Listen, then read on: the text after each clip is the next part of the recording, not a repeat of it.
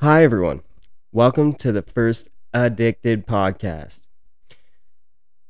As you can tell by the name, there's also going to be some comedy in here, but of course, we're going to talk addiction.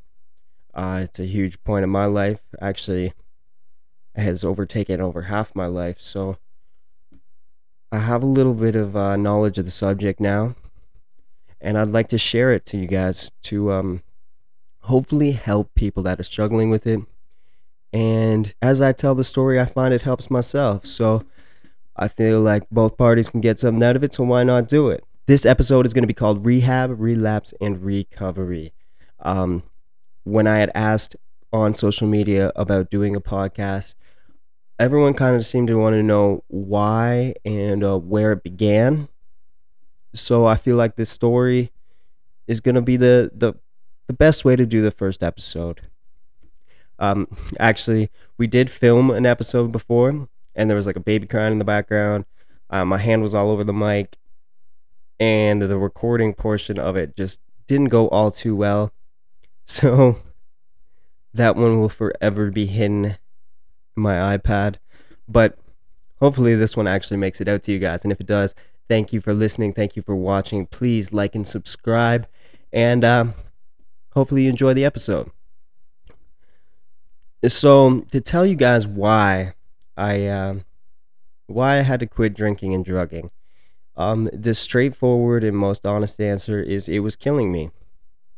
I was running at a time. I felt it in my body. My brain was telling me I was going to die. I've never, I've had the feeling of wanting to die before, but when it became a reality that I was dying, like my mind was telling me your time is running out. It became very real. It became very scary, confusing, and it was something I wanted an answer for. Why is this ending? Why hasn't it ended yet? And I didn't like it, so I wanted answers. And it drew to a point where I looked at all the options on how I tried to quit before, and there was one that stood out that hadn't happened yet, and that was rehab. And the one day I was walking to friend slash mentor's house, and it was raining, and I was crying. And during that walk, I decided, you know what, fuck it. If rehab doesn't work, then we'll let time take its course. But I've got to try it.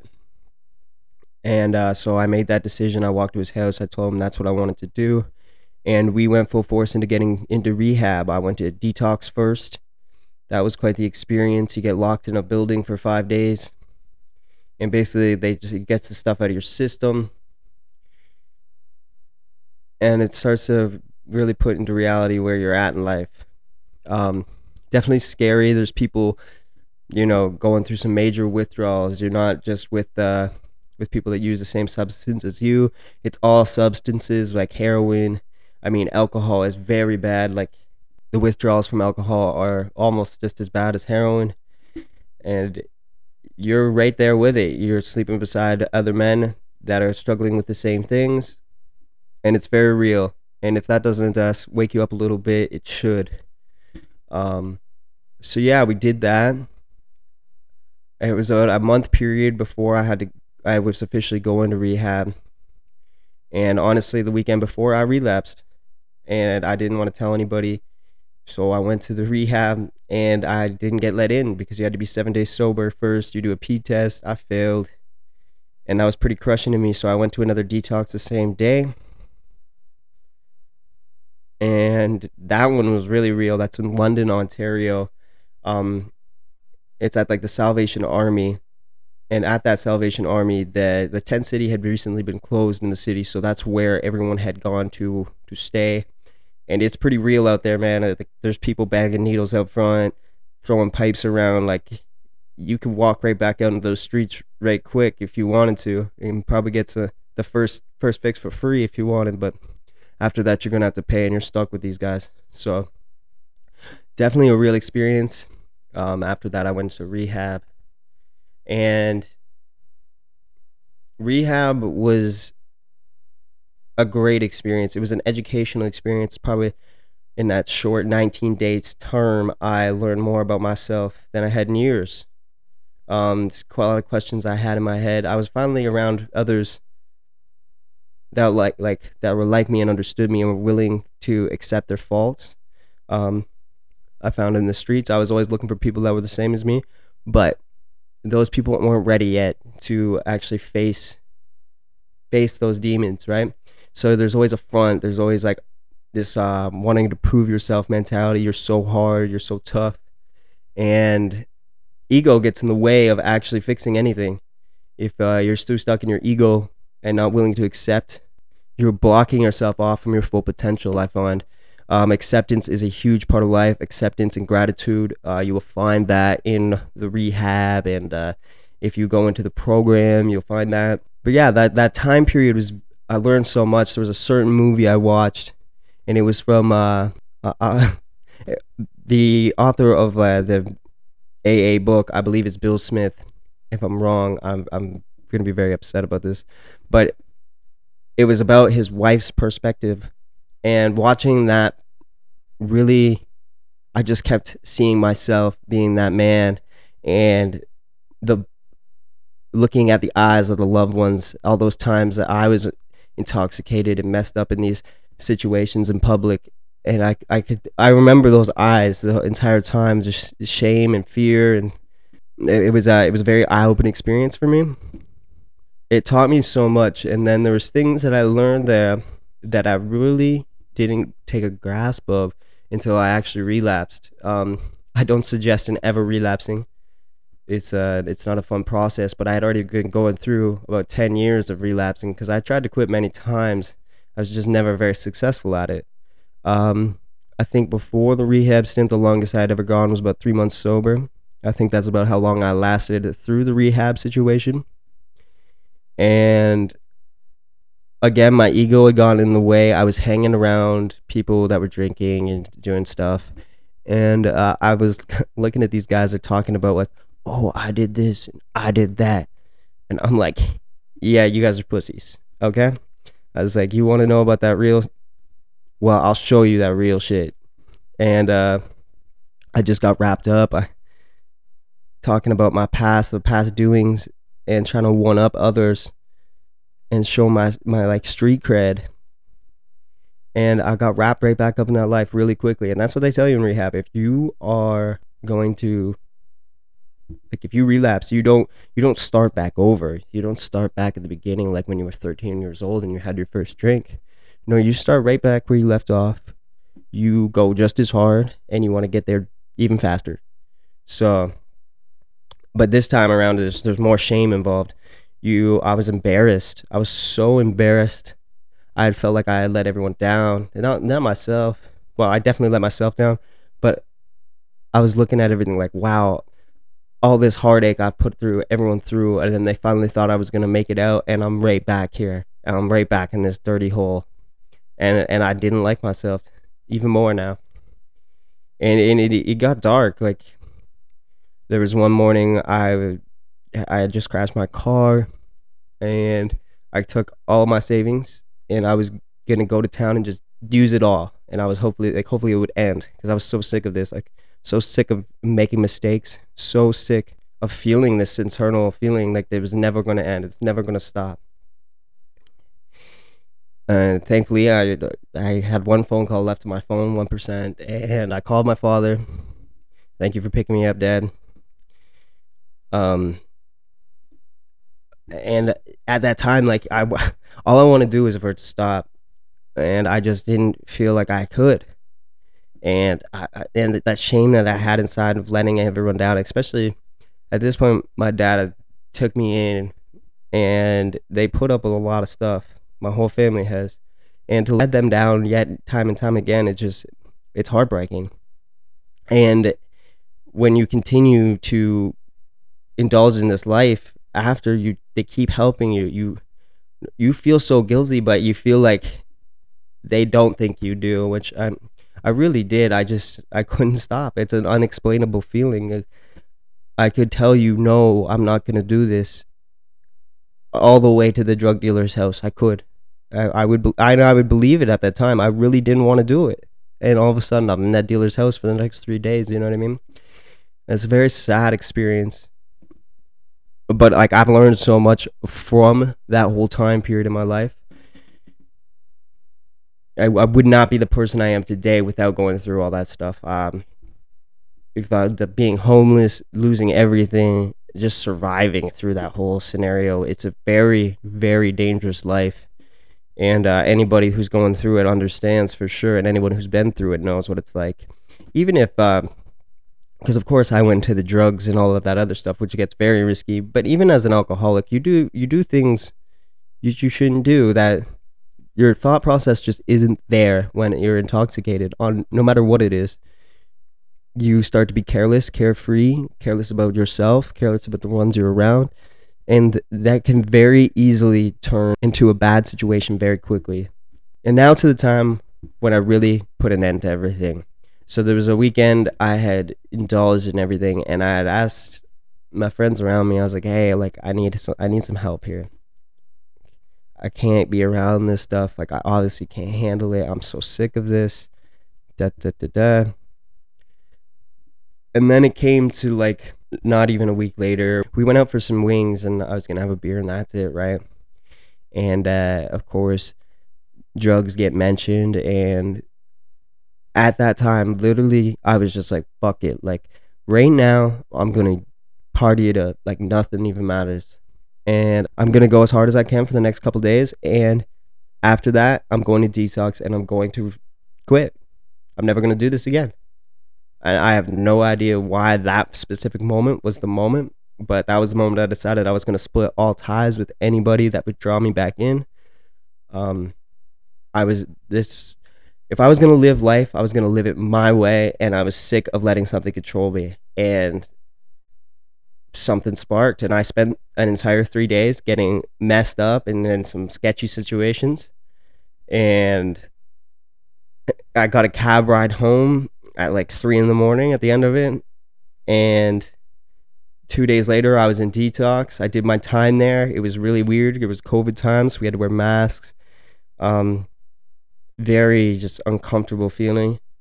You're already in an uncomfortable scenario, but now you're wearing masks and you can't be near anyone, and just very different. There was no meetings in house. um and then I got back out. I started going on camping trips, fishing trips, and I started filming it and just started putting everything on YouTube, because I thought, why not show the entire process, to show it's possible, to show what is possible. And now looking back, I think that's kind of a crazy idea, but I'm glad that I did it. I think it gave me, I found that it gave me extra accountability. Like, not only did I have to be accountable for myself, but there's going to be others watching me do this, and I'm not going to let that down. Like, basically, I wasn't going to let myself down either way. But if I had others watching as well, I can't let down that group of people that's been helping and supporting me get through this. So, a weird way to do it, but I'm glad I did. It also, the person I was at that time is not the person I am now. Like, of course, I still have similar morals and such, but I've just grown so much and learned so much in this past year. And yes, now it's been a year of sobriety, which is huge. Anybody in sobriety, 3 months is big, 6 months is big, 9 months is big, and a year is just like, wow. I've got some time under my belt now. I feel some sort of accomplishment. I never ever thought I would have been able to say this. Like, I'm a year sober. Wow. I feel like a total different person. I feel healthy. I honestly, it took up to after 6 months of being sober for my mind to actually start feeling some clarity. I didn't realize how much I was struggling back then, but I was like fighting for my life at the time. Every day was a struggle and a challenge, and I just kept like pushing through, like, this is what I got to do. And I didn't realize I was really doing it at the time. But reflecting upon it, one of the craziest mental health times. Like, I was struggling. Since then, we quit smoking cigarettes, and then I felt my body start to recover. I don't think my body was recovering as quickly while I was smoking cigarettes, but now I feel I just feel better all the way around. Mental clarity. My body doesn't ache as much. My stomach used to be very upset all the time. It's starting to feel as close to as normal as probably I'll ever be, because I definitely never gonna be normal. I don't want to be normal, but if this is what normal feels like, then I'm digging it because I feel good. I feel good. And there's something that's said a lot in either the meetings or rehab, and you're gonna hear it in your course of your recovery. But if you want change, you have to be willing to change everything. And I think at first time I heard that, I was like, my ego got in the way again. I'm just like, yeah, right. Like, you can't change me. And stubbornness gets in the way of a lot of things. You think these people are trying to change you, but they're really just telling you, if you want to change, you have to be willing to accept yourself and let yourself change whichever way possible. You don't have to be like the other guy in the meeting or that guy, but if you want to be, you can be. It's a choice. That's maybe one of the greatest discoveries I've learned, is that everything is a choice. I didn't give myself those choices before. I made the wrong choices. I thought that that was the way of living, and I was wrong.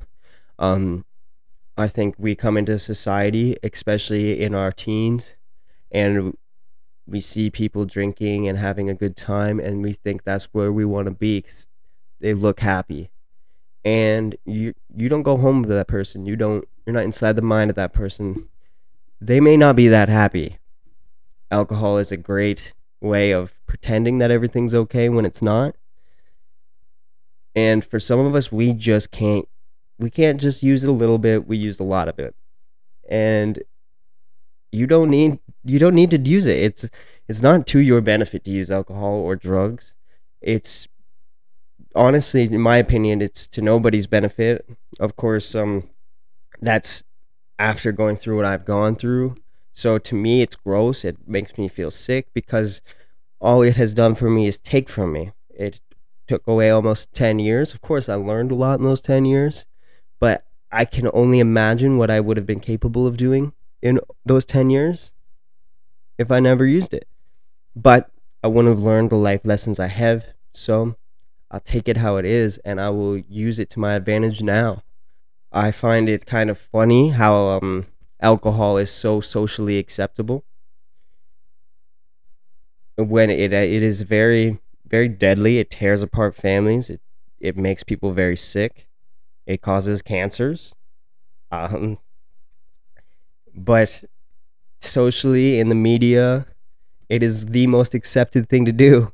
And even if you overdo it, people just laugh it off. But really, it's a scary situation, and it can not only ruin your life, but it ruins people's lives around you. And I think that's one of the biggest things you have to take into account, which we don't take into account as addicts, is how much you've harmed others. Um, the people that love you, the people that stand by your side, and slowly fade away from you being in your life because you can't look them in the eyes anymore. They're very hurt by this. Probably just as hurt as you are, just in a different fashion. I feel like this is where we're going to leave the podcast today. If it's a little rough around the edges, I apologize. This is the first one. Just remember that. It's going to get better as it goes along. But I'm just learning. I'm learning right now. Learning how to be comfortable sitting here with a camera pointed at me and a microphone in my face. But there's tons of stories to tell. I've done and seen some wild things, and I want to share that with you guys. I had thought about writing a book in the past. I even talked about it while I was in addiction, because every day was like a movie.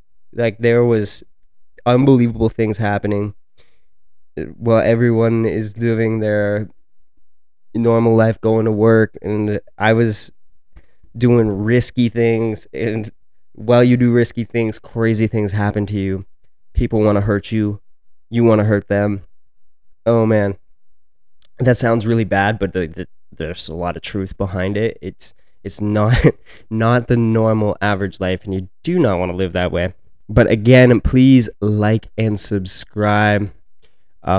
Anybody that is going through this and in the beginning of this journey, feel free to reach out if you're ready to start talking about your position, feel free to reach out. I can help the best I can. Of course, I don't have all the answers. I only have what works for me. Everybody goes through this experience differently. A lot of people do the meetings in the program, and I back that 100%. I go to meetings to from time to time just to see different people involved in the program and talk to other people that are going through the same thing as me. It's a great thing to have a community behind you that understands you. It's very hard to be in a room full of people that use and drink and for them to understand you. So don't be scared of going somewhere where people are going through the same thing as you. That's a good thing. That's going to help you be more comfortable, and you're going to be around people that support what you're going through. Yeah. Until the next episode, guys, just take it one day at a time.